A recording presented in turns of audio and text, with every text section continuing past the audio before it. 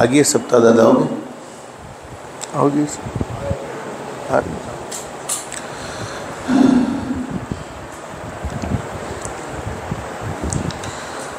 माशाल्लाह बहुत मुबारक मजलिस है जहाँ उलमा हो, हुफ़ाज़ हो, जिनके सीने में अल्लाह का कुरान तफ़सीर रूहुल मानी में ये लिखा हुआ है, इन्ना नहनु नज़्ज़लना ज़िक्र व इन्ना लहू लहाफ़िज़ून फ़ी क़ुलूबि औलियाइना। हम सब जानते हैं उलमाए किराम के कुरान करीम वाहिद, अल्लाह वाहिद, फिर भी यहाँ पर तज़किरा हो रहा है कि हम अपने कुरान करीम की हिफाजत खुद करने वाले हैं, जमा के सेगे के साथ। हालांकि इन्ना की जगह इन्नी होना चाहिए था, नहनो की जगह अना होना चाहिए था, नज़्ज़लना की जगह नज़्ज़लतू होना चाहिए था। फिर भी अल्लाह रब्बुल आलमीन ने जमा का सेगा यानी बहुवचन का सेगा इस्तेमाल किया। उलमा ने लिखा है कि इन्ना नहनु नज़्ज़लना ज़िक्र व इन्ना लहू लहाफ़िज़ून फ़ी क़ुलूबि औलियाइना। अल्लाह फरमाते हैं कि मैं अपने कुरान करीम की हिफाजत अपने वलियों के सीनों में करूँगा। तो जिनके सीने में अल्लाह का कुरान है वो अल्लाह के वली। इस तरफ से बैठना शुरू करो, बहुत सारे लोग यहाँ हो गए, इस तरफ से बीच में से बैठो। बात करने वाले को भी जब मजमे की तरफ पूरी तवज्जो होती है, ध्यान होता है, तो अल्लाह पाक उनके दिल पर बातें खोलते हैं और हम तलब और अदब के साथ सुनते हैं, तो अल्लाह पाक हमें अमल की ज़रूर तौफीक नसीब फरमाते हैं। तो ये बहुत मुबारक मजलिस है, इसकी कदर करे अल्लाह हम सबको कदरदानी की तौफीक और सादत नसीब फरमाए। हम कुरान करीम की मुनासबत पर जमा हुए हैं और एक सही हदीस में हज़रत नबी करीम सल्लल्लाहु अलैहि वसल्लम ने अपनी सच्ची ज़ुबान मुबारक से ये बात बयान फरमाई, जिसको कुरान करीम की मशगूली की वजह से, मशगूली का क्या मतलब है कि कुरान करीम को समझना ये कुरान करीम की मशगूली, कुरान करीम को पढ़ाना ये कुरान करीम की मशगूली, कुरान करीम की तिलावत करना ये कुरान करीम की मशगूली, कुरान करीम को याद करना ये कुरान करीम की मशगूली, और कुरान करीम की महफिल में जहाँ हुफ़ाज़ बैठे हुए हैं और कुरान करीम के मुतालिक चंद बातें हमारे सामने आए, उन बातों को अपनी ज़रूरत समझकर तलब के साथ सुनना, अदब के साथ सुनना, ये भी कुरान करीम की मशगूली में शुमार होगा। तो हुज़ूर सल्लल्लाहु अलैहि वसल्लम ने फरमाया कि उसे मैं और जो दुआएं मांगने वाले हैं उनसे भी ज़्यादा बग़ैर मांगे अता फरमा देता हूँ, इसलिए कि उसको कुरान की मशगूली की वजह से दूसरे ज़िक्र का उसके पास वक्त नहीं है, दुआएं मांगने का वक्त नहीं है। उसने अपना पूरा मशगला कुरान करीम के लिए अपना पूरा वक्त फारिग कर लिया है। अल्लाह फरमाते, हुज़ूर सल्लल्लाहु अलैहि वसल्लम का इरशाद आली है, अब मेरे उस बंदे को मांगना नहीं पड़ता, बल्कि मैं उसे बग़ैर मांगे अपने फजल करम से अता फरमाता हूँ। हमारे दरमियान में हज़रत मुफ्ती साहब तशरीफ़ ला चुके हैं। अब मैं हज़रत मुफ्ती साहब से दरख्वास्त करूँगा तशरीफ़ लावे और कुछ बातें शुरू करेंगे, वहाँ तक आ जाएगा है। आ जाओ, आते रहेंगे साथ।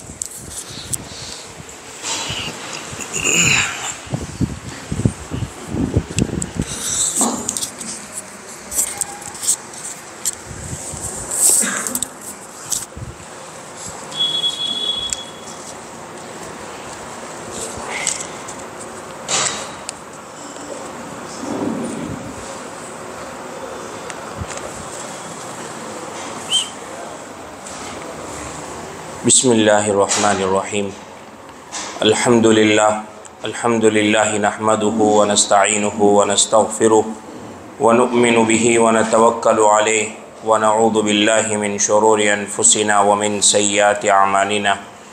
मन यहदिहिल्लाहु फला मुदिल्ल लहु व मन युद्लिलहु फला हादिय लहु व अशहदु अन ला इलाहा इल्लल्लाहु वहदहु ला शरीका लहु व अशहदु अन्न सय्यिदना व सनदना व हबीबना व शफ़ीअना व औलाना व मौलाना मुहम्मदन अब्दुहु व रसूलुहु अल्लज़ी उरसिल बिलहक्कि बशीरन व नज़ीरा व दाइयन इलल्लाहि बिइज़निहि व सिराजन मुनीरा व सल्लल्लाहु तआला अलैहि व अला आलिहि व अज़वाजिहि व ज़ुर्रिय्यतिहि व अस्हाबिहि व अतबाइहि व बारक व सल्लम तस्लीमन कसीरन कसीरा। अम्मा बाद फ़अऊज़ु बिल्लाहि मिनश्शैतानिर्रजीम। बिस्मिल्लाहिर्रहमानिर्रहीम। वलक़द यस्सरनल क़ुरआन लिद्दिक्रि फ़हल मिन मुद्दकिर। वक़ाल नबी सल्लल्लाहु अलैहि वसल्लम अशराफ़ उम्मती हमलतुल क़ुरआन व अस्हाबुल लैल। वक़ाल नबी सल्लल्लाहु अलैहि वसल्लम इज़ा अहब्बा अहदुकुम अन युहद्दिस रब्बहु फ़ल्यक़रइल क़ुरआन औ कमा क़ाल अलैहि सलातु वस्सलाम। सदक़ल्लाहुल अलीयुल अज़ीम व सदक़ रसूलुहुन नबियुल करीम। अल्लाहुम्मा सल्लि व सल्लिम दाइमन अबदा अला हबीबिका खैरिल खल्क़ि कुल्लिहिम। अल्लाहुम्मा सल्लि व सल्लिम दाइमन अबदा अला हबीबिका खैरिल खल्क़ि कुल्लिहिम। अल्लाहुम्मा सल्लि व सल्लिम दाइमन अबदा अला हबीबिका खैरिल खल्क़ि कुल्लिहिम। काबिल ताज़ीम उलमाए किराम, हुफ़ाज़े किराम और मेरे हम सफ़र साथियों,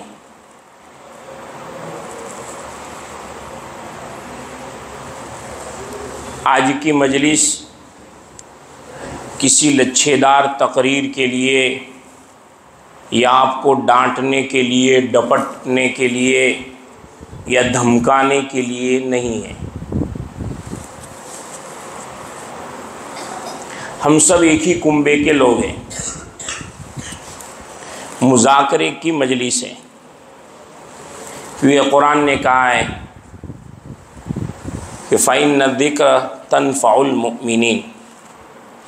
जहाँ कहीं भी मुज़ाकरा होता है, हलचल होती है, बातें होती है, तो वो मुज़ाकरा कहीं न कहीं फ़ायदा देता है।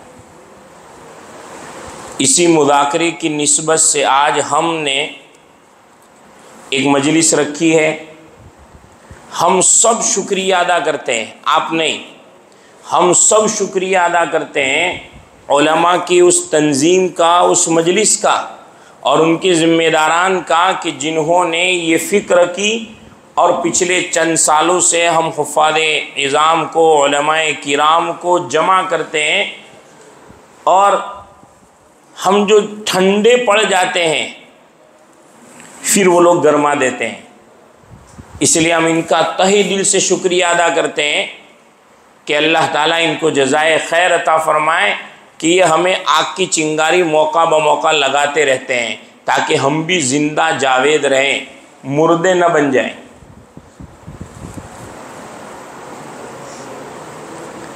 मेरे भाइयों, हम कौन हैं और हमारे पास जो नेमत है वो कौन सी नेमत है, हमने पहचाना ही नहीं, हकीकी मानों में नहीं पहचाना। हमारा क्या मकाम है, हमारा क्या मर्तबा है और जो नेमत अल्लाह ने हमें अता फरमाई है वो भी बिना मांगे, बिना पैसे खर्च किए हुए, बिना मुतालबे के, उस नेमत का क्या मकाम है हमें नहीं मालूम। अगर वाकई और हकीकी मानों में हम अपने मकाम को पहचान लेते और जो नेमत हमारे पास है उस नेमत की हकीकी मारिफत हमें हासिल हो जाती तो आज दुनिया में हम किसी से अपने आप को कमतर समझते ही नहीं और दुनिया भी हमें कमतर नहीं समझती। आप फिजी नहीं गए थी, हाफिज साहब कहते हैं, और ये तो दुनिया का दस्तूर है कि हम अगर अपने मकाम को और अपने मर्तबे को नहीं पहचानेंगे तो दुनिया हमारे मकाम और मर्तबे की वक़्त नहीं करेगी। दुनिया की जितनी डिग्रियां हैं वो डिग्रियां वाले डिग्री ले लेवे और डिग्री लेने के बाद फिर अपनी पर्सनालिटी बाकी न रखे उस डिग्री के लेवल की, चपरासी की हैसियत अपनी बना दे तो उसके साथ रहने वाले लोग उसके साथ चपरासी वाला मामला करेंगे, डिग्री वाला मामला नहीं करेंगे। इसलिए पहले इस बात को समझना है और अपने आप के दिल में बिठाना है कि मैं कौन हूं। देखो, इसका मतलब ये नहीं है कि तकब्बुर में आ जाना है, डेंगे मारना है, तुम लोग की क्या हैसियत, तुम ये हो, तुम ये हो, मैं तो हाफिज साहब हूं, ये नहीं करना। हाँ, तवाज़ु तो रखनी है, लेकिन मेरा मकाम मर्तबा, मेरे पास जो डिग्री है, मेरी पर्सनालिटी कैसे होनी चाहिए, ये मारिफत अगर हमें हासिल हो गई तो मेरे भाइयों, हम अपने आप की भी कदर करते हो जाएंगे और अल्लाह तबारक व ताला ने जो नेमत दी है कुरान करीम की, उसके भी कदरदा बन जाएंगे। फिर सिर्फ रमज़ानी हाफिज नहीं रहेंगे, वाकई में हाफिज साहब बन जाएंगे।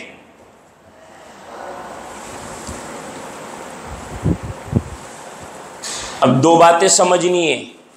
एक तो जो नेमत हमारे पास है वो कौन सी है और उसका मकाम क्या है, और उस नेमत की वजह से हमारा वैल्यू और मकाम क्या हो गया है, ये दो बातें हमें समझनी है।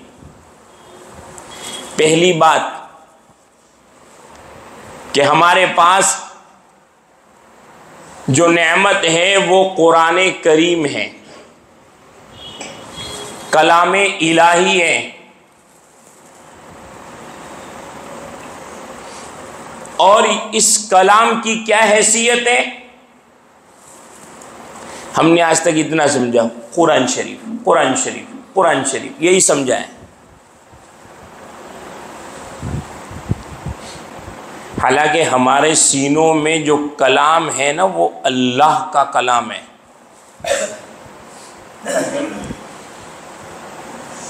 और कैसा कलाम? सारे कलामों का सरदार, और वो भी अल्लाह का कलाम, और उस कलाम को अल्लाह ने हमारे सीनों में महफूज कर लिया।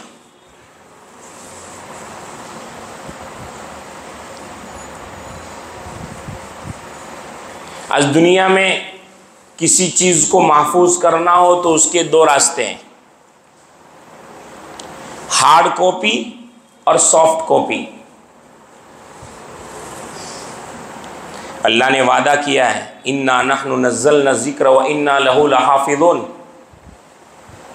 आसमानी किताबें कितनी हैं? 4 हैं। सहीफ़े अलग हैं, लेकिन बड़ी बड़ी आसमानी किताबें 4 हैं, तौरात, ज़बूर, इंजील, कुरान करीम। 3 आसमानी किताबें। आज कोई यकीन के साथ ये नहीं कह सकता कि ये उसी शक्ल सूरत में बाकी है जिस शक्ल सूरत में अल्लाह तबारक व ताला ने उस वक्त के नबी पर उतारी थी।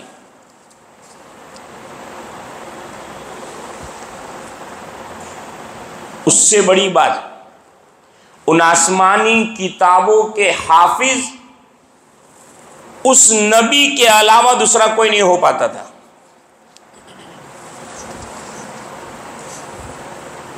हज़रत उज़ैर अलैहिस्सलाम दुनिया में नबी बनाकर भेजे गए और इन्होंने अपनी याददाश्त से अल्लाह ने इल्का किया, इल्हाम किया, और हज़रत उज़ैर ने पूरी तौरात लिखवा दी। तो उस वक्त के उनके मानने वाले ताज्जुब करने लगे, और इतना बड़ा ताज्जुब करने लगे कि हज़रत उज़ैर को कहने लगे कि ये तो इब्नुल्लाह है, अल-इयादु बिल्लाह, अल्लाह का बेटा है। तौरात सुना दी और लिखवा दी, तो उन्होंने अल्लाह का बेटा मान लिया। और आप तो कौन हो? कलाम इलाही के हाफिज हो। ये खुसूसियत इस उम्मत को अल्लाह ने दी कि जो आसमानी किताब थी, पहले वाली आसमानी किताबों के हाफिज सिर्फ उनके नबी हुआ करते थे, लेकिन कुरान करीम की हिफाजत के लिए अल्लाह ताला ने इस उम्मत के लोगों को मुंतखब किया और चुना, ताकि उसकी हार्ड कॉपी के बजाय सॉफ्ट कॉपी में इसके कुरान की हिफाजत हो जाए।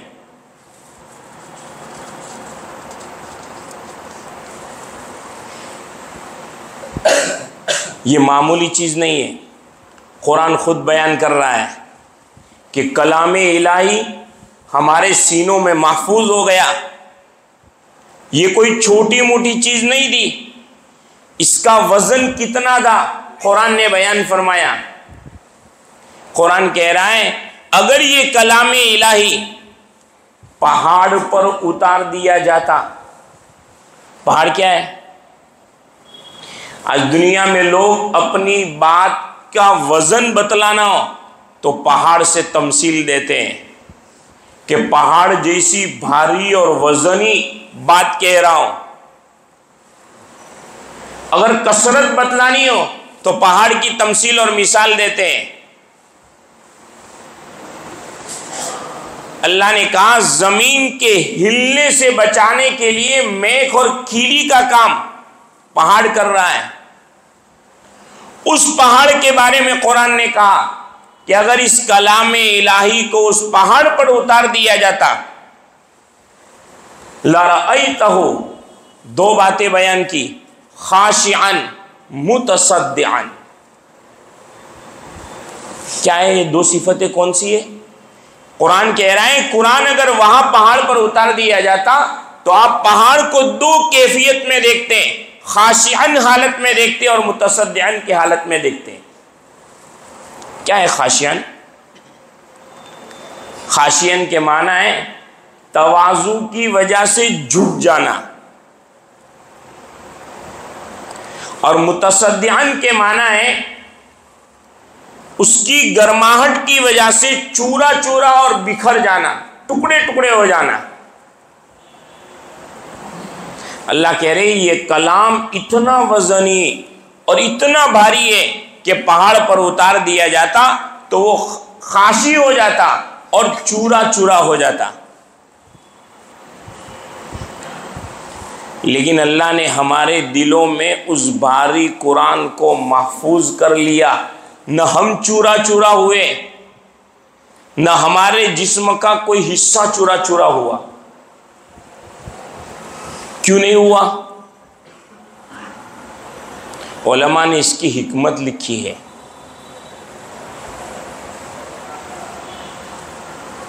बिजली की सिफत क्या है? अरे अल्लाह वालों बोलो ना, बिजली की सिफत क्या है? गरम या ठंडा? ये तो बोलते नहीं है मौलवी साहब।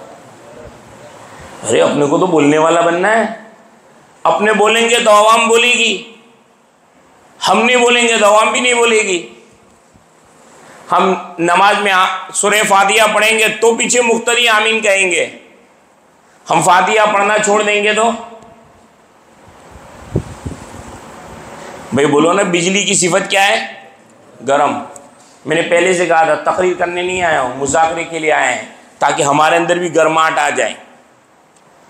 बिजली की सिफत गरम है, सबको मालूम है। करंट लगता है तो आदमी कभी मर जाता है, कभी उसके बदन के रेजे रेजे हो जाते हैं, कभी कहीं से फूटने की शक्ल पैदा हो जाती है। और वही करंट अगर फ्रिज में जाता है तो बर्फ बना देता है, वही करंट एसी में जाता है तो ठंडी हवा देता है। क्यों? वही करंट जब गीजर में जाता है या हीटर में जाता है तो पानी गर्म कर देता है। तो सिफत तो वही है गर्म वाली, लेकिन फ्रिज में जाकर वो ठंडा हो जाता है, एसी में आता है तो ठंडी हवा देता है। इसलिए कि उसमें कंप्रेसर है। जब बिजली गर्म वहां जाती है तो कंप्रेसर उसको ठंडा कर देती है। कुरान में वही सिफत है जो कुरान में अल्लाह ने बयान फरमाई कि खासी बना देती, मुतसद्दे बना देती। लेकिन वही कुरान जब हमारे सीनों में महफूज हो गया तो हमें चुरा चुरा नहीं किया। क्यों? इसलिए कि खालिस कुरान नहीं आया था, कुरान के साथ साहिब कुरान भी आया था। और हमारे पास जो कुरान आया है हमारे सीनों में, वो साहिब कुरान के कंप्रेसर से होकर आया है। यानी अल्लाह के नबी सल्लल्लाहु अलैहि वसल्लम के सीने पर वो कुरान उतरा और पहले आपके सीने में महफूज हुआ और वहाँ से सहाबा के वास्ते, ताबीन के वास्ते, उलमा औलिया के वास्ते वास्ते आज हमारे सीनों तक पहुँचा। इसलिए वो ठंडा हो गया और हमारे सीने में महफूज हो गया।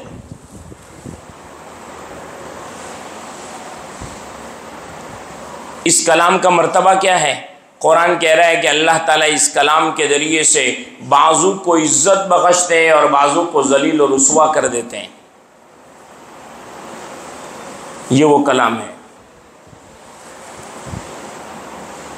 इस कलाम को जब जिन्नात सुनते हैं तो उनके दिल बदल जाते हैं, वो अपनी कौम में जाकर उसकी दावत देते हैं। अल्लाह ने इतना बड़ा ऊंचा कलाम हमारे सीनों में महफूज कर दिया और छोटी छोटी उम्रों में। बाज़ वो भी हैं जो बड़ी उम्र में हाफिज बनते हैं, लेकिन ज़्यादातर उमूमन अल्लाह ने हमारे इस कुरान को, अपने कलाम को हमारे सीनों में महफूज कर लिया छोटी छोटी उम्रों में।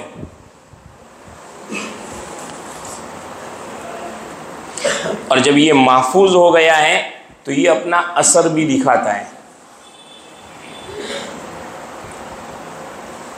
जब आपके सीने में, हमारे सीने में ये कुरान आ गया तो इसने हमारा मकाम और मर्तबा एकदम से बुलंद व बाला कर दिया। दुनिया की डिग्री वो मकाम और मर्तबा नहीं दिला सकती जो इस हिफ्ज़े कुरान ने हमारा मकाम और मर्तबा बुलंद कर दिया। कितना मकाम बुलंद किया? अल्लाह के नबी सल्लल्लाहु अलैहि वसल्लम का मामूल था कि आप जब किसी काफिले को सफ़र पर रवाना करते तो आप हिदायत में ये बात बयान करते कि तुम्हारे पूरे काफिले में सबसे ज़्यादा जो कुरान का हाफिज हो वो तुम्हारी इमामत करवाएगा। मारका और गज़वे का मौका होता तो आप अलैहिस्सलाम झंडा पहले उनके हाथ में देते जो हाफिज कुरान होते।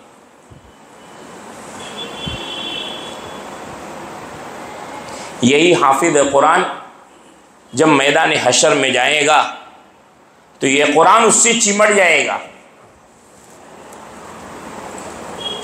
और अल्लाह से बख्शिश करवाएगा, माफ़ी करवाएगा। जब इसकी बख्शिश हो जाएगी तो ये चला नहीं जाएगा। अल्लाह ने वो मकाम दिया, वो मर्तबा दिया कि वो चला नहीं जाएगा। अल्लाह से दरख्वास्त करेगा, ए अल्लाह, ये मेरे दोस्त मेरे साथ बचपन में खेला करते थे, मेरे बारे में तो फैसला हो गया कि मैं जन्नत में जाऊंगा, लेकिन वो अभी लाइन में बाकी है, उनका हिसाब व किताब बाकी है। बहुत से वो हैं जिनके बारे में ये फैसला हो गया है, ये रिजल्ट आ गया है कि इनको जहन्नम में जाना है। अल्लाह फरमाएंगे 10 और बाज़ रिवायतों में तो 70 तक की तादाद है, लेकिन ऐसी रिवायत जिस पर कोई कलाम नहीं, कहा 10 अफराद ऐसे जिनके बारे में जहन्नम में डाले जाने का हतमी फैसला हो गया होगा। ऐसे 10 अफराद की सिफारिश का उसको परवाना दिया जाएगा कि 10 अफराद निकाल ले।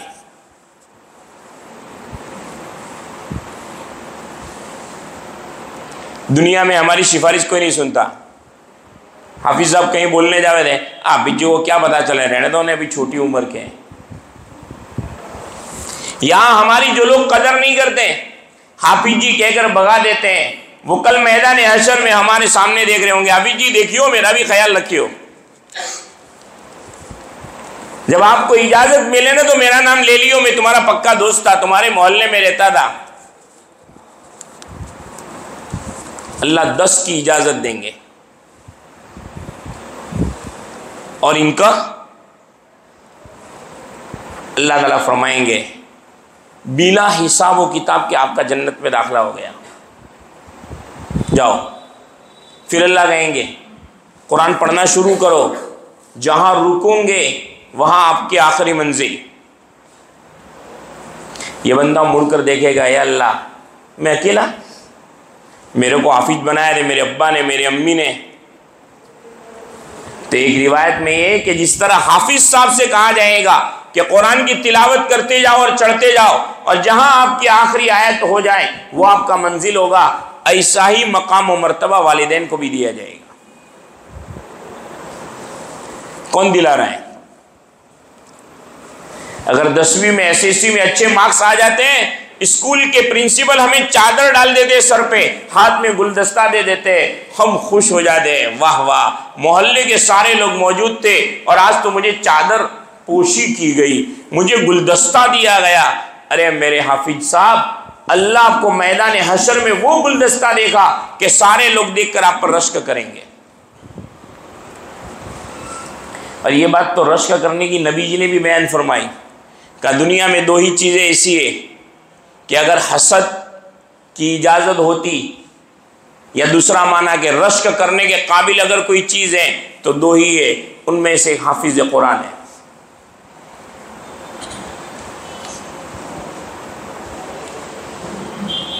वालिदैन को ताज पहनाया जाएगा। जब भी आपका तकमील हिफ्ज़ कुरान हुआ होगा, उस वक्त आने वाले मेहमान ने यह फजीलत आपको सुनाई होगी कि आपके वालिदैन को ताज पोशी की जाएगी।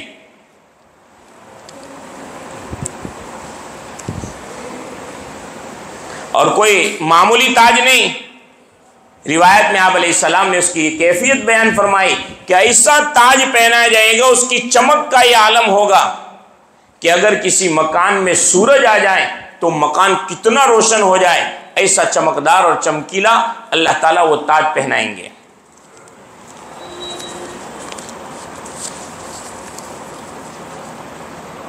इसके अलावा ढेर सारी फजीलतें मेरे भाइयों अल्लाह के नबी सल्लल्लाहु अलैहि वसल्लम ने हाफिज कुरान के लिए बयान फरमाई है।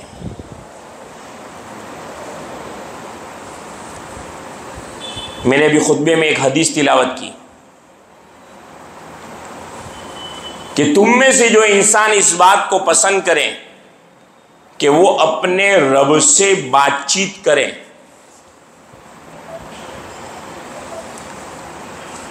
किसी को खबर दी जाए कि भाई हमारे यहाँ के गुजरात के सीएम साहब, या यूँ कहा जाए कि अपने हिंदुस्तान के सबसे बड़े वली, बहुत बड़े बुजुर्ग आज हमारे शहर में फला जगह आने वाले हैं और आपको उनके साथ मुलाकात का खुसूसी वक्त दिया गया है कि आप तन्हाई में उनसे मिलकर बातचीत कर सकते हैं।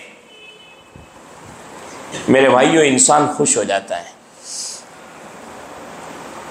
वो दसियों के सामने तस्कीरा करता है। आज तो सीएम साहब से अपनी प्राइवेट वीआईपी मुलाकात है।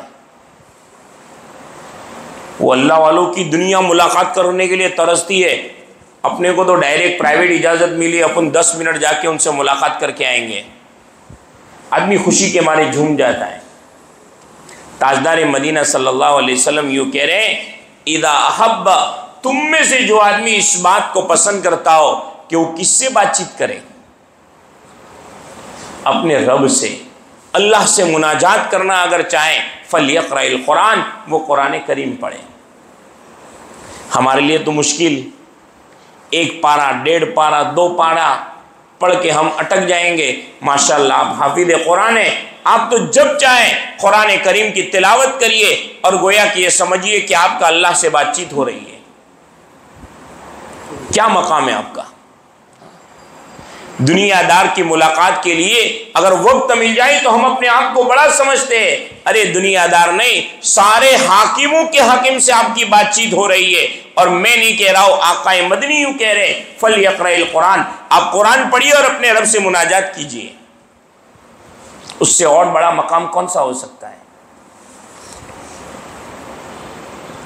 लेकिन मेरे भाइयों, आज हमने अपने मकाम को पहचाना ही नहीं है। अपने मर्तबे को नहीं पहचाना, इसलिए सिर्फ रमज़ान आता है तो उस वक्त तक कुरान याद आता है। होना क्या चाहिए था? हम तो हाफिज़ हैं, चलते फिरते उठते बैठते जहाँ कहीं मौका मिले हम कलाए इलाही की तिलावत करते रहते हैं।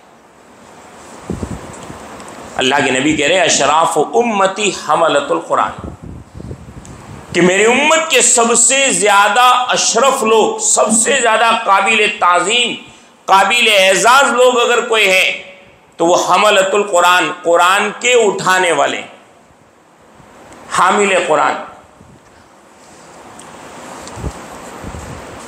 शारीन हदीस ने इसकी तशरीह की है कि हामिल कुरान में कौन आएगा? सिर्फ कुरान याद करने वाला। का 3 सिफात हो तो वो हामिल कुरान है। नंबर 1, कुरान को हिफ्ज किया हो। नंबर 2, उस कुरान की तिलावत करता हो। नंबर 3, उस कुरान के अहकामात पर अमल करता हो, तो वो हामिल कुरान है। अल्लाह के नबी ने जो मकाम दिया ना, अशरफुन नास, अशराफ उम्मती, अशरफुन नास, ये पीएम सीएम कुछ नहीं उसके सामने, उनका कोई वैल्यू नहीं। 3 स्टार 4 स्टार 5 स्टार का कोई मकाम नहीं। आका कह रहे हैं अशराफ उम्मती, अशरफुन नास वो है जो हामिल कुरान। हम लोग क्या करते हैं? अब्बा ने, अम्मी ने, रिश्तेदारों ने, मोहल्ले वालों ने कहा कि ना आपको हाफिज़ बनना पड़ेगा, हम हाफिज़ साहब बन जाते हैं। लेकिन हाफिज़ साहब बनने के बाद अपने आप को हाफिज़ साहब बाकी नहीं रखते। हिफ्ज़ हमारे कुरान हमारे सीनों में महफूज हो गया, लेकिन हामिल कुरान की दूसरी जो 2 सिफात बयान फरमाई, उनमें कमी आना शुरू हो जाती है। हम सिर्फ रमज़ान में तिलावत करते हैं, साल भर उस कुरान को देखते नहीं, और उस कुरान में जो अहकामात बयान किए गए उसके मुताबिक हमारी जिंदगी नहीं होती।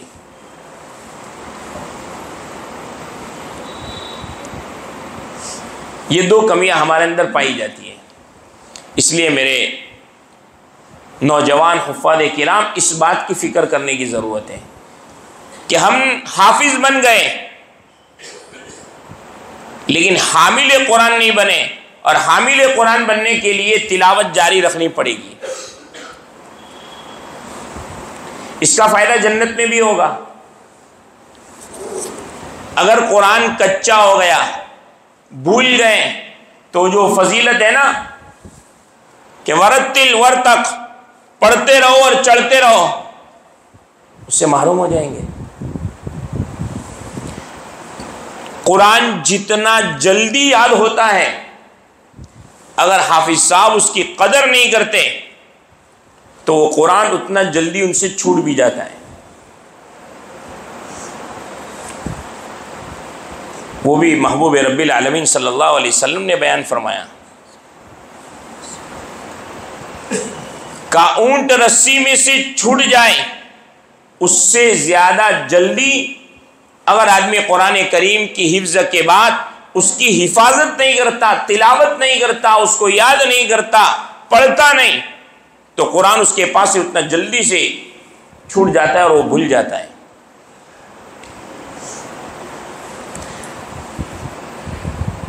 चाहे कितना ही कवि हाफजा क्यों ना हो, हाफजे की बुनियाद पर नहीं मिलता कुरान कि जो कवि हाफजे वाला हो वही हाफिज बन सकता है, ऐसा नहीं है। हाँ, ऐसा जरूर हो सकता है कि हाफजा कवि है तो वो जल्दी हाफिज बन जाएगा, लेकिन हिफ्ज की नेमत कवि हाफजे वालों को ही मिलती है, ऐसा नहीं है। इसलिए अगर कोई हाफिज साहब यूँ सोचे कि मैं तो कवि हाफजे वाला हूँ, साल भर में 1 मरतबा पढ़ूंगा फिर भी नहीं भूलूंगा, तो ये मुमकिन नहीं है। जब इस नेमत की नाकदरी होगी अल्लाह ताला ढील देंगे, लेकिन किसी मौके पर अल्लाह ताला इस नेमत को छीन लेंगे, आदमी को एहसास भी नहीं होगा। इसलिए हामिल कुरान बनने के लिए, हाफिज बनने के बाद अब साल भर इसकी तिलावत जारी रखनी है। और हमारी क्या हैसियत भाई कि हम कुरान को सुने नहीं, सुनाने नहीं, दौर नहीं करें, हमारी क्या हैसियत। अल्लाह के नबी दौर करते थे, अल्लाह के नबी कुरान सुनाते थे जिब्राइल अलैहिस्सलाम को। हालांकि जब कुरान का नुज़ूल शुरू हुआ तो आप अलैहिस्सलाम कुरान को जब जिब्राइल पढ़ते थे, वही उतरती थी, तो आप अलैहिस्सलाम जल्दी जल्दी उसको पढ़ते थे ताकि कुछ छूट न जाए, भूल न जाए। अल्लाह ने कह दिया कि जल्दी ना करो,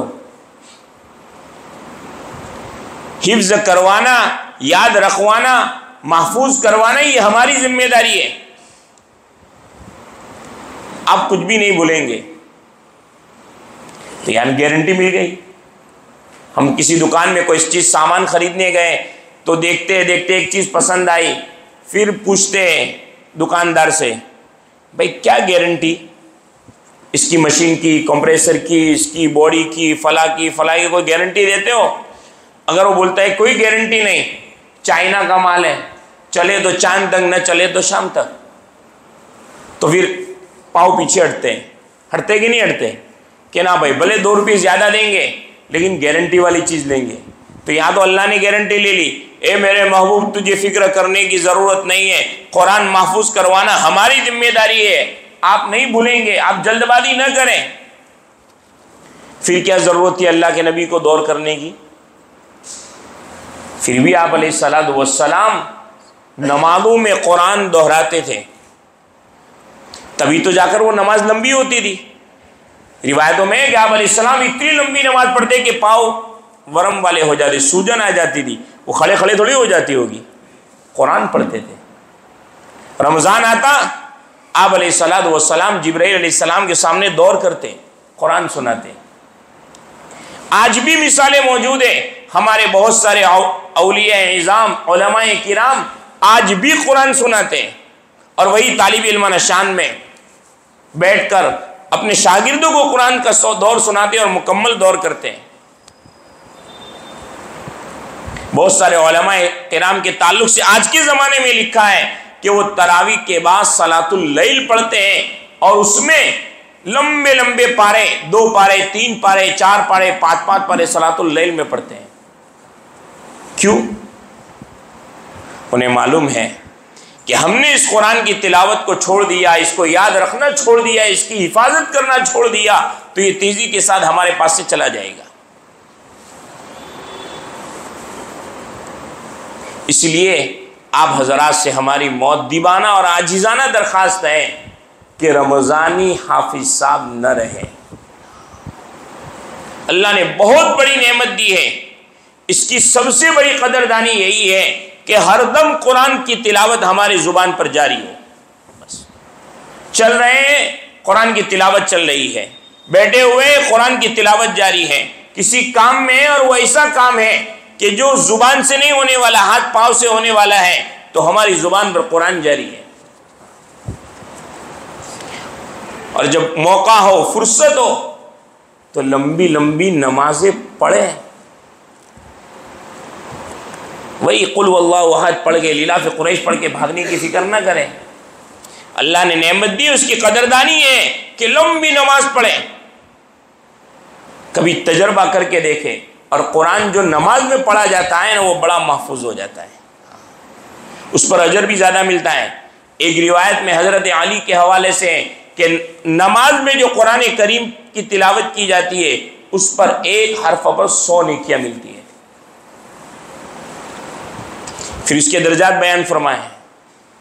इसलिए कभी कभी ऐसा भी करें, हम ये नहीं कहते कि रोज़ाना लंबी रकात बांध दे और खड़े हो जाए, नहीं। कभी ऐसा है छुट्टी का दिन है, आज कोई काम नहीं है, तो इत्तिबाए सुन्नत में आज नियत करे कि इंशाअल्लाह 1 रकात में 1 पारा पढ़ना है। यह है कुरान महफूज रहेगा, कुरान की कदरदानी यह है। और तीसरी बात कि कुरान के मुताबिक हमारी ज़िंदगी हो। ये नहीं कि हमने हाफिज साहब का लेबल तो ले लिया, लेकिन हमारे काम और कारनामे हमारी शान और मकाम और मर्तबा के बिल्कुल खिलाफ। जैसे हमारी वदाकता बिल्कुल हाफिज साहब की शान के खिलाफ। देखो, दुनिया में बहुत सारी डिग्रियां और बहुत सारे ओहदे ऐसे हैं कि उस ओहदे के मुताबिक उन्हें अपनी वदाकता बनानी पड़ती है। आपने देखा होगा कि पुलिस वालों के एक शक्ल के बाल होते हैं, जितने पुलिस वालों को देखोगे उसी शक्ल के बाल मिलेंगे। आर्मी वालों को देखा होगा कि उनकी भी बालों की एक शक्ल होती है। जितने भी आर्मी वालों को देखोगे उनके बाल की एक ही तरह की कैफियत होगी, वहां वो अपनी मर्जी नहीं चला पाते। कहा जब आपके पास आर्मी का ओहदा है तो सारी वदाकता आर्मी वाली, लिबास आर्मी वाला, जूते आर्मी वाले, बोलने का अंदाज भी उनका आर्मी वाला हो जाता है। वो बात करेंगे तो आपको एहसास होगा कि इसके अंदर इसके ओहदे का असर है। फिर हमें क्या हो जाता है कि अल्लाह का इतना बड़ा कलाम कि जिसके मकाम मर्तबे की कोई बात नहीं कर सकता, वो हमारे सीने में महफूज हो और उसके मुताबिक हमारी वदा कता न हो, हमारा रहन सहन न हो, हमारी चाल चलन न हो और हमारा पूरा मुआशरा उसके मुआफिक न हो। कहने को हाफिज साहब है, लेकिन उनके बाल देखो तो एक्टर की इत्तिबा में कटवाए हुए हैं। कहने को हाफिज साहब है, लेकिन इनकी इजार देखो तो इजार नहीं, पैंट पहने हुए हैं और वो भी टखनों के नीचे लटकी हुई है। कहने को हाफिज साहब है, लेकिन चेहरे पर दाढ़ी नहीं, कतरवा रहे हैं। और जहां रमजान का महीना आने वाला है, अब थोड़ी थोड़ी बढ़ा रहे हैं, क्योंकि उन्हें मालूम है कि रमजान में दाढ़ी कटी हुई रहेगी ना तो कोई भी मस्जिद वाले इमामत में नहीं रखेंगे, तरावी पढ़ाने का मौका नहीं देंगे, इसलिए दाढ़ी बढ़ाना शुरू कर दिया। किसको धोखा दे रहे हम मेरे भाइयों? उस रब्बे इलाही को कि जिसने अपना कलाम बिना कुछ दिए हमारे सीने में महफूज कर दिया। उस रब को हम धोखा दे रहे हैं और उम्मीद लगाए हुए हैं मैं हाफिज साहब हूं, अशरफुन नास हूं, अरे मैं तो 10 को जन्नत में ले जाऊंगा, अरे मेरा मन्नत जन्नत में तो मकाम इतना होगा जहां अंबिया का होगा। ऐसे ही नहीं मिलेगा। अहादीस में जहां फजाइल है वहां अहादीस में वाइदे भी बयान फरमाई है। जैसे एक रिवायत में यह है कि जो कुरान की कदर नहीं करते, कुरान को महफूज नहीं, याद तो किया था, पक्का था, भूल गए, उनकी जिंदगी उसके मुताबिक नहीं है। तो एक रिवायत में यह है कि कल मैदान हशर में कुरान उस हाफिज कुरान से चिमट जाएगा और जब उसके बारे में फैसला होगा तो वो आगे आकर बोलेगा कि इसने मेरी नाकदरी की थी, इसने मुझे पीठ के पीछे डाल दिया था, इसने मुझे छोड़ दिया था, इसका फैसला होना चाहिए, मुझे मेरा हक और इंसाफ मिलना चाहिए। हमारे बारे में फैसला होगा कि इनको जहन्नम में डाल दिया जाए। दूसरी एक रिवायत में है कि हाफिज कुरान जब अपने महफूज कुरान की कदर नहीं करता तो अल्लाह उसकी रोजी में, रिज्क में तंगी डाल देते हैं। उससे भी खतरनाक वही कि अल्लाह ताला कल मैदान हशर में नाबीना बनाकर उठाएंगे। वो कहेगा कि मैं तो बीना था, मैंने कुरान देखकर महफूज किया है, हिफ्ज किया है, फिर नाबीना कैसे हो गया? तूने कुरान हिफ्ज तो कर लिया था, लेकिन तूने कुरान की हिफाजत नहीं की थी, उसको छोड़ दिया था। उसका अजाब यह है कि अल्लाह तुझे नाबीना बना देंगे।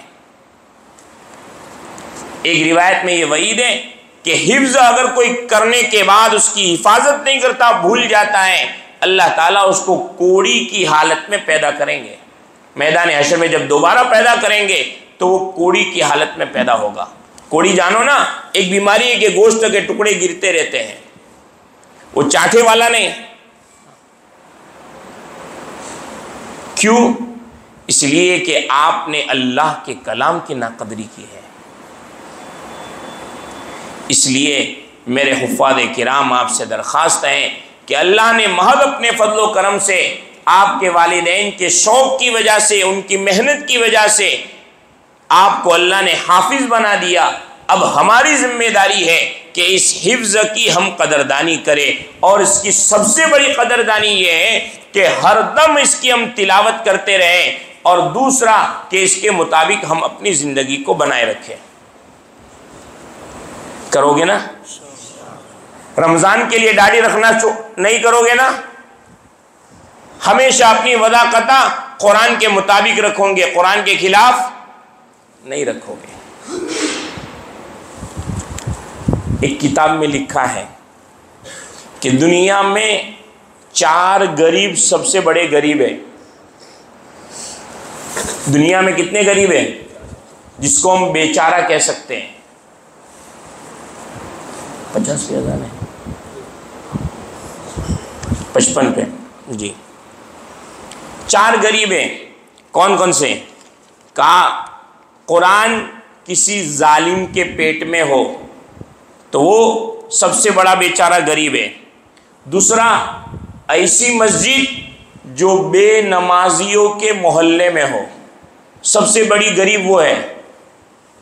ऐसी मस्जिद जो बेनमाजियों के मोहल्ले में हो। अब मैं आगे कुछ नहीं कहूँगा।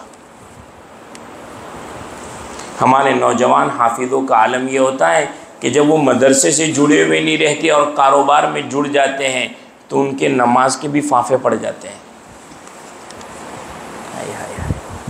होना तो ये चाहिए था, जिसे मैंने कहा कि वो आता और 15 मिनट तक क़याम करके कुरान की तिलावत के साथ नमाज पढ़ता। लेकिन हाल ये है कि हाफिज़ तो बन जाता है लेकिन नमाज के भी लाले पड़ जाते हैं। तो ऐसे हाफिज़ साहब न बनियो। तीसरा गरीब का वो कुरान जो बग़ैर तिलावत के हमारे घरों में पड़ी रहे, वो कुरान जो बग़ैर तिलावत के हमारे घरों में पड़ी रहे। और चौथा गरीब का वो नेक आदमी जिनके दोस्त बुरे हो। वो खुद तो नेक हैं लेकिन उनके दोस्त बुरे हैं। अब बताओ आपको कौन सा गरीब बनना है? अरे आप गरीब नहीं हो, आप अमीर हो। आपके सीने में कुरान महफूज है। दुनिया की सबसे बड़ी नेमत आपके पास है। दुनिया आपके कदमों में चलकर आएगी। इसलिए आप हाफिज़ कुरान होने के साथ साथ हामिल कुरान भी बन जाए।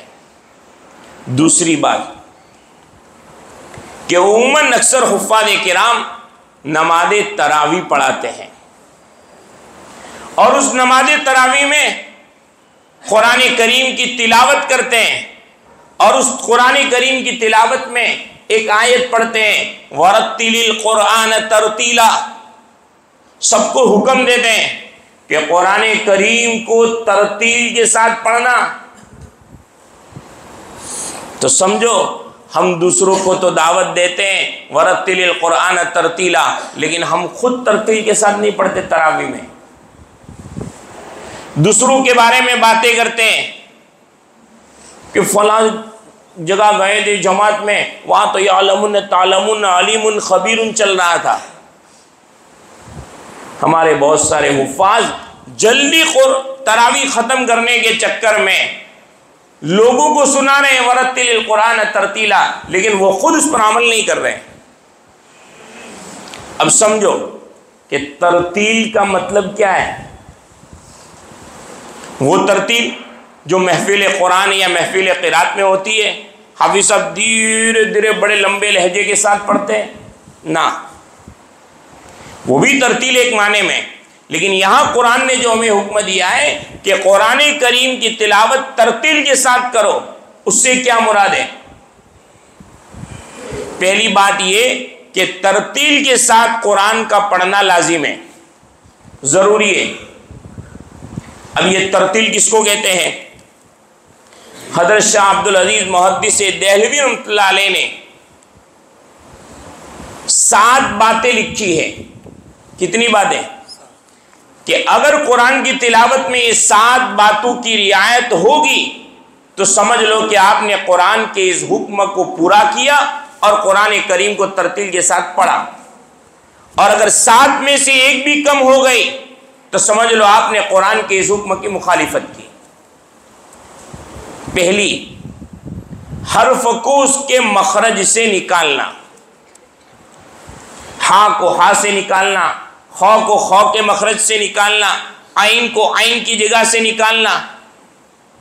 पहली बात कि हर हर्फ को उसके मखरज से निकालना। नंबर 2, वक्फ और इब्तिदा का लिहाज करना। मैं कहाँ ठहर रहा हूँ? बहुत सारे हुफ़ाज़ किराम उनको वक्फ और कहाँ से शुरू करना है, कहाँ ठहरना है नहीं मालूम, तो बाज़ मरतबा मजमून आधे में छोड़ के ठहर जाते हैं और बाज़ मरतबा तो रुकू भी कर लेते हैं। नंबर 3, हरकात को साफ अदा करना।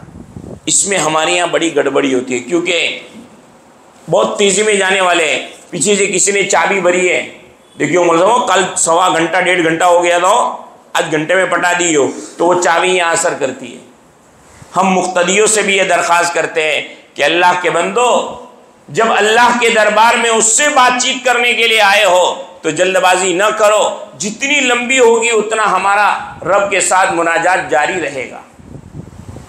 किसी बुजुर्ग के पास बैठ गए हो तो जल्दी नहीं मचा दें, बल्कि दिल कभी कभी चाहता है कि एक और बात कह देवे अल्लाह वाले, एक और बात कह देवे, अरे हम तो अल्लाह से बातचीत कर रहे हैं, फिर यहां से भागने की फिक्र क्यों।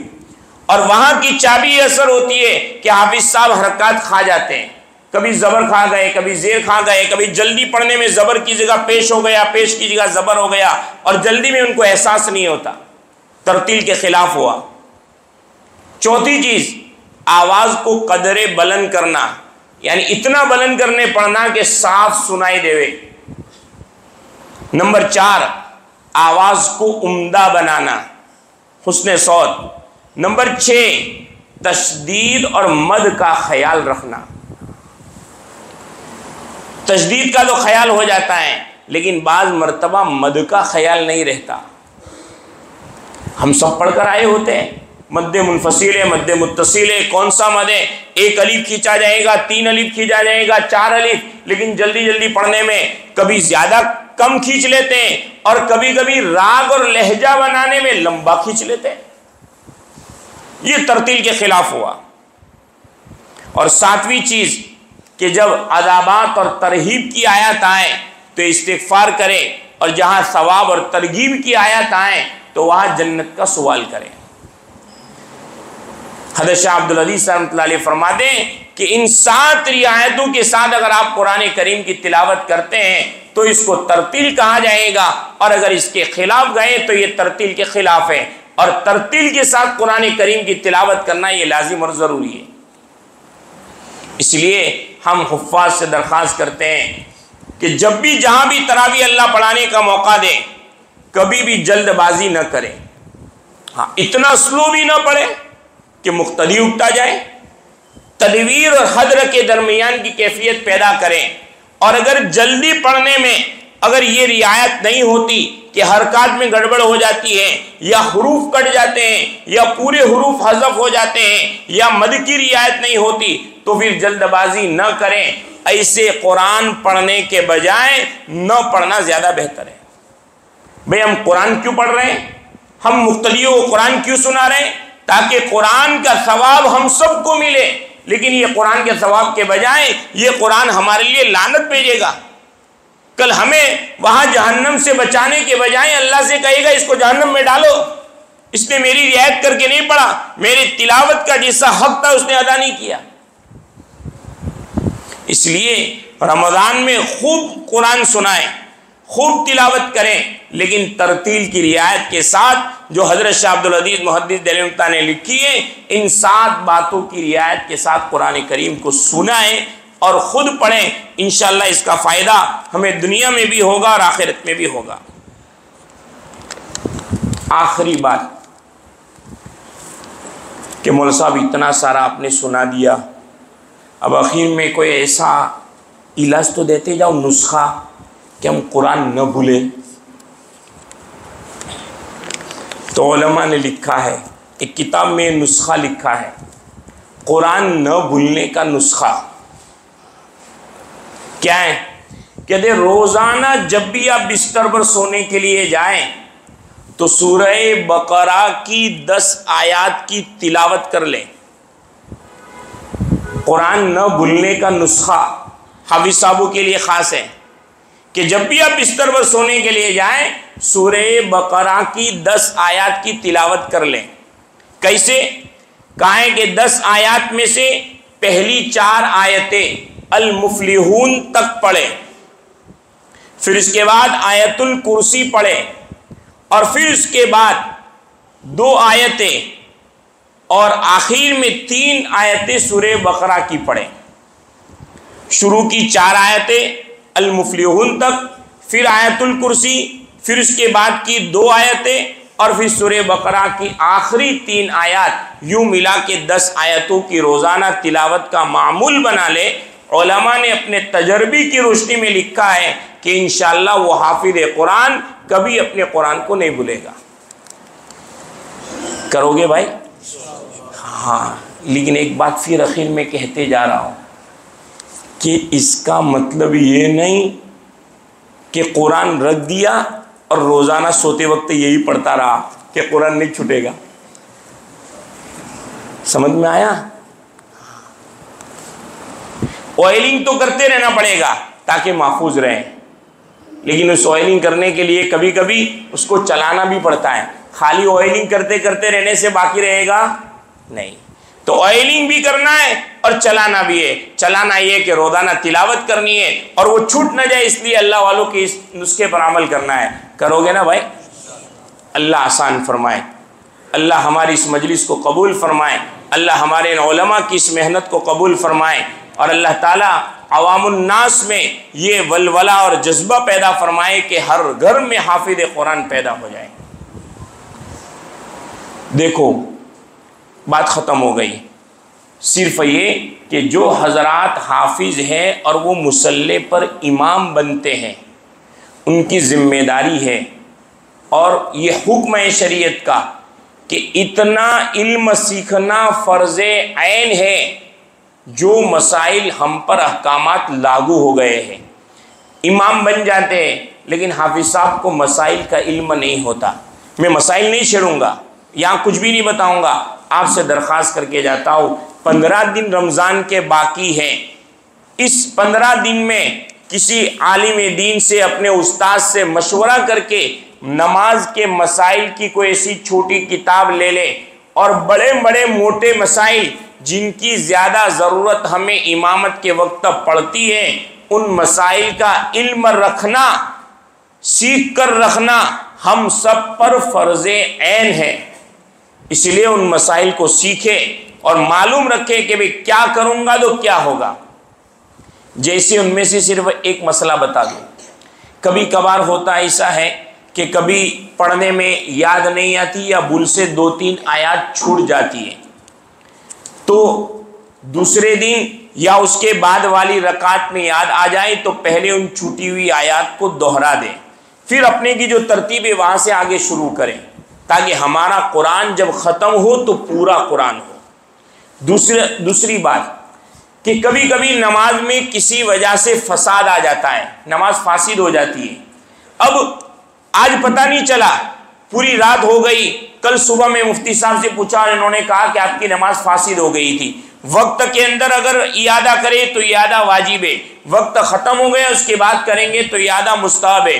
तो हम 2 रकात तो नहीं दोहराते, लेकिन उन 2 रकातों में जो कुरान पढ़ा गया है उस कुरान को आज की तरावी में दोहरा दे, ताकि जब हमारा कुरान जब ख़त्म हो तो अधूरा ना हो, बल्कि एक मुकम्मल कुरान पूरा करने का सवाब हमें भी मिले और हमारे पीछे जो सामीन है, सुनने वाले, उनको भी मिले।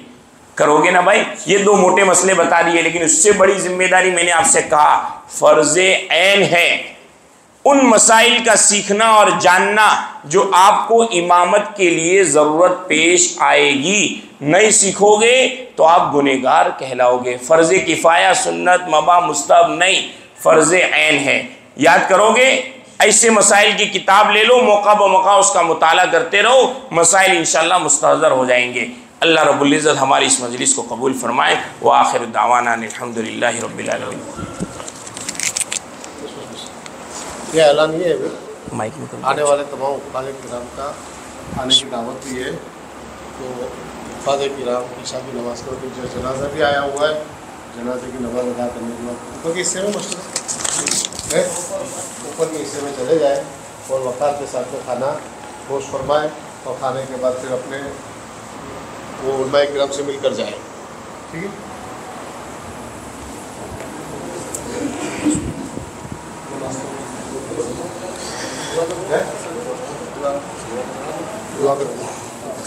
मौज़ सब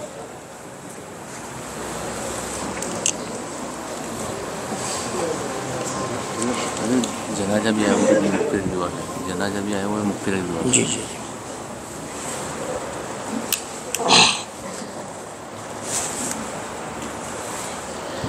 बिस्मिल्लाहिर्रहमानिर्रहीम। अल्लाहुम्मा लकल हम्दु कुल्लुहु व लकश शुक्रु कुल्लुहु व लकल मुल्कु कुल्लुहु व इलैका यरजि'ul अम्रु कुल्लुहु व बियदिकल खैरु कुल्लुहु।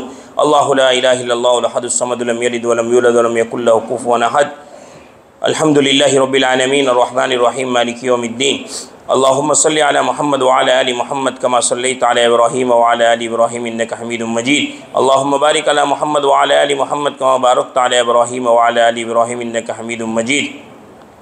रब्बना ज़लमना अनफुसना व इल्लम तग़फिर लना व तरहमना लनकुनन्ना मिनल खासिरीन। रब्बना आतिना फ़िद दुनिया हसनह व फ़िल आखिरति हसनह व क़िना अज़ाबन नार व क़िना अज़ाबन नार व क़िना अज़ाबन नार व क़िना अज़ाबल हश्र व क़िना अज़ाबल हश्र।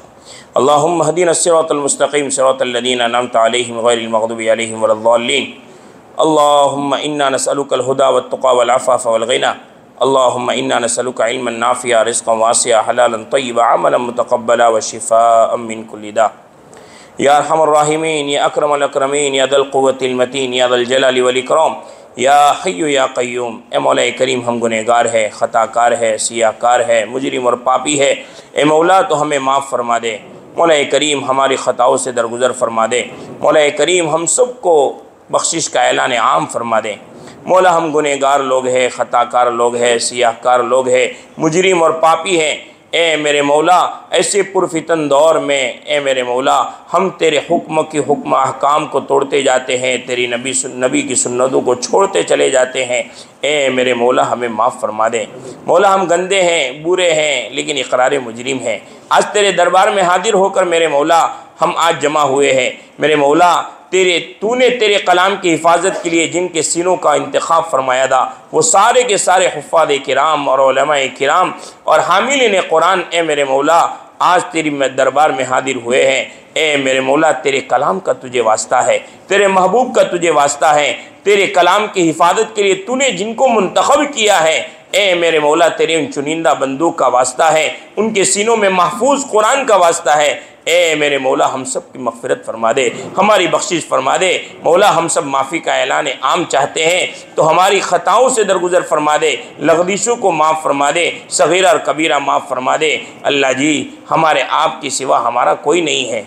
अल्लाह जी दूसरी कौमों के लिए तो बहुत सारे हैं, जब एक से काम नहीं बनता वो दूसरे के पास चले जाते हैं, जब उससे काम नहीं बनता तो तीसरे के पास चले जाते हैं। अल्लाह जी हमारे लिए तो आप ही है, सब कुछ आप है। आपके अहकाम हम तोड़ते जाते हैं, लेकिन जब भी आपकी याद आती है हम आपको पुकारते हैं कि अल्लाह मेरी बिगड़ी बना ले, अल्लाह मेरे गुनाहों को माफ़ फरमा दे। तेरे दर के अलावा हम किसी दर के सवाली नहीं बनते, किसी दर के बेकारी नहीं बनते। ए मेरे मौला हम सब की मग़फ़िरत फरमा दे, पूरी उम्मत मुस्लिमा की मग़फ़िरत फरमा दे, जमी मोमिन और मोमिनात की मग़फ़िरत फरमा दे। मौला करीम हम सब के लिए हिदायत का फ़ैसला फरमा दे, हिदायत से मालामाल फरमा दे। हम लोगों को 5 वक्त नमाज का जमात के साथ अदा करने वाला, पाबंदी करने वाला बना दे। मौला करीम आने वाला मेहमान जो माह रमज़ान आने वाला है उसकी कदरदानी करने वाला बना दे। माह रमज़ान में जितनी इबादतें फ़र्ज़ की गई है या जिन इबादतों को नवाफिल की हैसियत से अदा किया जाता है मेरे मौला उन तमाम इबादतों को अदा करने वाला बना दे। माह रमज़ान की सही मानों में कदर करने वाला बना दे, रोज़ों का एहतिमाम करने वाला बना दे, तरावी का एहतिमाम करने वाला बना दे, नफली इबादत में अपने औकात को गुजारने वाला बना दे। मौला करीम इस माह मुबारक में हर किस्म के तमाम गुनाहों और सय्यात से, शैतान की तमाम मक्कारी और फरीबों से हम सब की हिफाजत फरमा दे। मौला करीम हिफाजत फरमा दे। मौला करीम किसी मरहूम का इंतकाल हो गया है, कोई मरहूम का जनाजा आया हुआ है, मौला करीम उनकी मग़फ़िरत फरमा दे, उनके दर्जात बुलंद फरमा दे, उनकी कब्रों को नूर से भर दे। मौला करीम उनकी कब्र को जन्नत का बगीचा बना दे। मौला करीम जहन्नम और जहन्नम के आदाबात से, मौला करीम तमाम आदाबात से उनकी पूरी हिफाजत फरमा दे। मौला करीम मुबश्शिर और बशीर के सवालात के जवाब उनके लिए आसान फरमा दे। मौला करीम हम सबको आखिरत की मंजिल की फ़िक्र अता फरमा दे, आखिरत की सारी मंजिलें आसान फरमा दे। और मेरे मौला करीम मैदान हशर में बिला हिसाब व किताब में जन्नत का दाखिला मिल जाए इसे मुक़द्दर फरमा दे। मौला करीम नबी अकरम सल्लल्लाहु अलैहि वसल्लम ने जितनी खैर की लाइन की दुआएं मांगी है उन तमाम दुआओं में हमें हिस्सा नसीब फरमा। और जिन शुरूर व फितन से पनाह चाहिए मौला करीम हम तमाम उन शुरूर व फितन से पनाह चाहते हैं, खुसूसन दज्जाली फितनों से पनाह चाहिए, हम सबको फितनों से पनाह नसीब फरमा। मौला करीम हमारी दुआ के आपके फजल करम से और नबी अकरम सल्लल्लाहु अलैहि वसल्लम के सदक़े दुफ़ैल में कबूल फरमा। व सल्लल्लाहु तआला अला खैरि खल्क़ि मुहम्मद व अला आलिहि व सहबिहि अजमईन। सुब्हान रब्बिका रब्बिल इज़्ज़ति अम्मा यसिफ़ून व सलामुन अलल मुरसलीन वल्हम्दुलिल्लाहि रब्बिल आलमीन बिरहमतिका या अरहमर राहिमीन।